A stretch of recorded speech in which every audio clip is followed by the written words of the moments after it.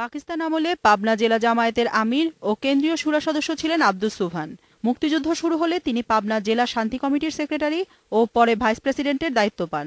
মানবতা বিরোধী অপরাধের তদন্ত চলার সময় ২০১৩ সালের বঙ্গবন্ধু সেতু এলাকা থেকে তাকে আটক করা হয়।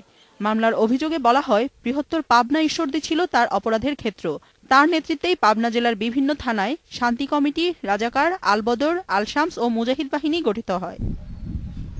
তার বিরুদ্ধে আনা অভিযোগগুলো প্রমাণ করতে পেরেছেন দাবি করে সুবহানের সর্বোচ্চ শাস্তি আশা করছেন রাষ্ট্রপক্ষের আইনজীবী। ঈশ্বরদী কয়লার ডিপোতে নিয়ে নিজ হাতে তলোয়ার দিয়ে উনি মানুষকে জবাই করেছেন এবং এমনতর আরও ৮টি ঘটনা আমরা প্রসিকিউশনের পক্ষ থেকে অভিযোগ হিসাবে তার বিরুদ্ধে উত্থাপন আমরা করেছি।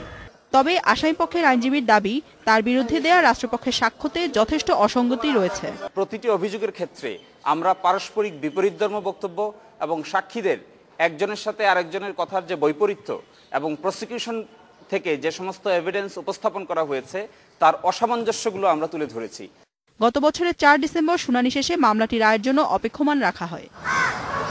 জান্নাতুল ফেরদাউস তানভি, ইন্ডিপেন্ডেন্ট নিউজ, ঢাকা।